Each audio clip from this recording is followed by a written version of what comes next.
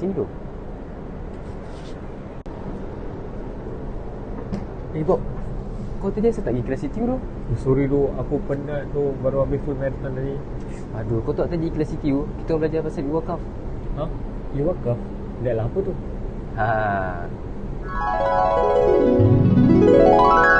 Wakaf ialah penyerahan hak milik harta seseorang individu, sebagai contoh wang, tanah, bangunan ataupun aset-aset lain untuk digunakan bagi kepentingan umat Islam dengan bertujuan untuk beribadah.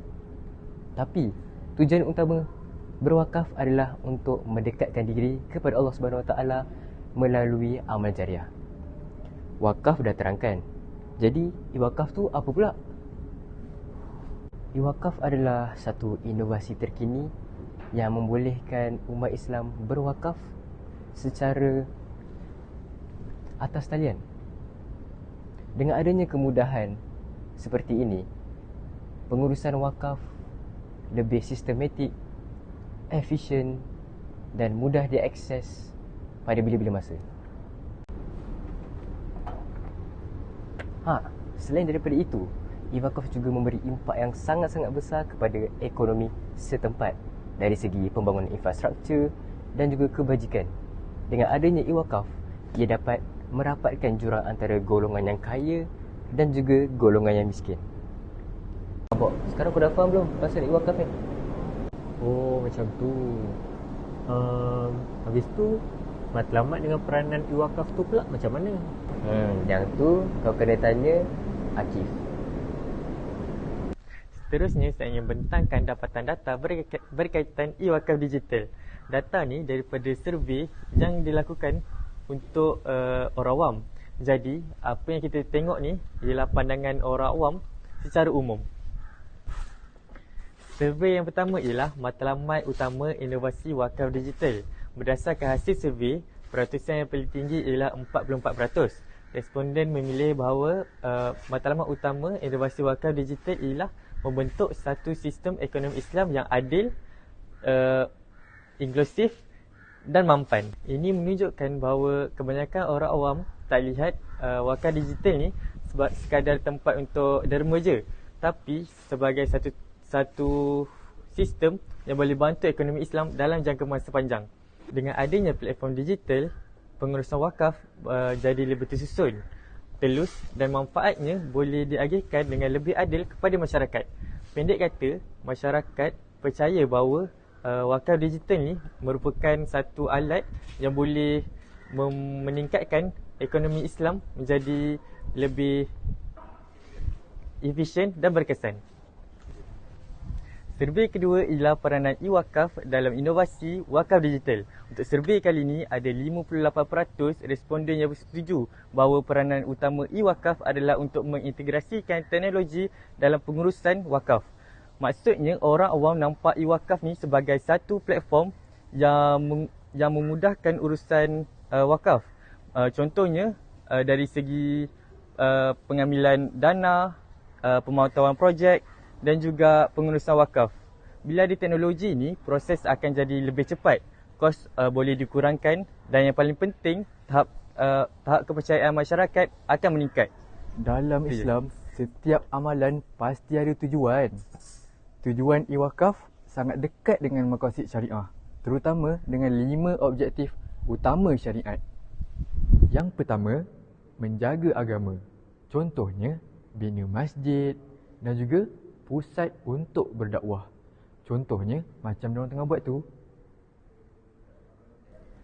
Yang kedua, menjaga nyawa. Contohnya, wujudkan hospital wakaf untuk bantu rawatan orang susah.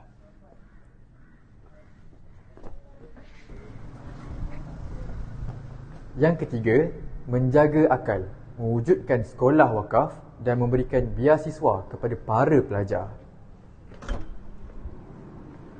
Yang keempat, menjaga keturunan, bantu keluarga miskin dan juga asnaf. Yang kelima, menjaga harta. Harta kita kekal bagi manfaat jangka masa panjang. Tapi, wakaf online tu bukan haram ke? Mana ada? Harus. Asalkan memenuhi syarat wakaf. ada niat wakaf kerana Allah, rekod transaksi yang jelas dan aplikasi dipantau oleh pihak yang bertanggungjawab. Dengan teknologi, kita akan lebih mudah untuk berwakaf tanpa perlu pergi ke pejabat agama. Klik sahaja, niat jalan, pahala pun masuk.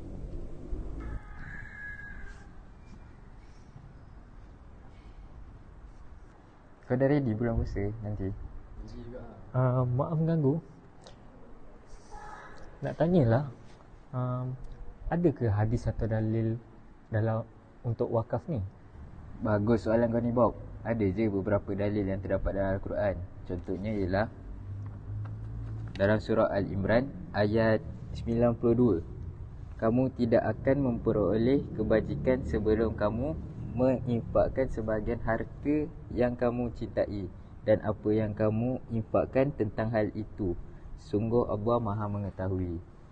Ini membuktikan bahawa wakaf sama ada dalam bentuk harta atau melalui platform digital adalah dalam mencapai kebajikan.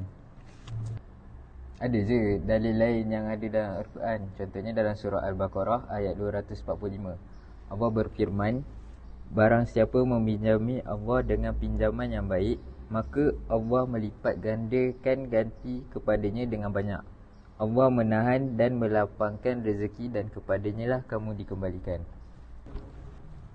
Ayat ini menunjukkan bahawa setiap sumbangan termasuk wakaf akan diberikan ganjaran oleh Allah.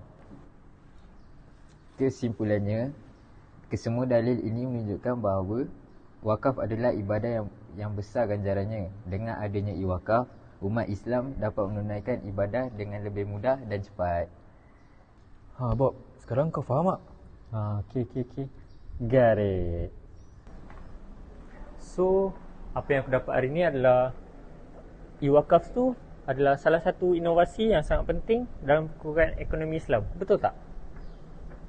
So, dengan penggunaan mudah alih yang kita ada sekarang seperti Simawak dan teknologi blockchain iaitu rekod berantai, pengurusan wakaf kini lebih senang untuk kita kawal dan lebih sistematik dan boleh dipercayai.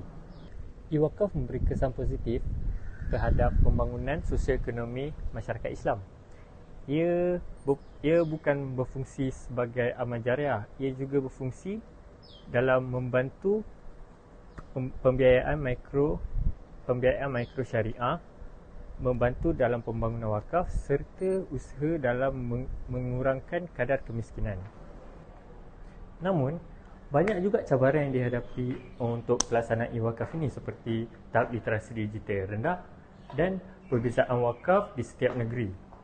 Oleh itu, untuk memastikan i-wakaf ni dapat berjalan dengan seragam, so kita dapat bekerjasama antara kerajaan, masyarakat dan institusi yang berkaitan.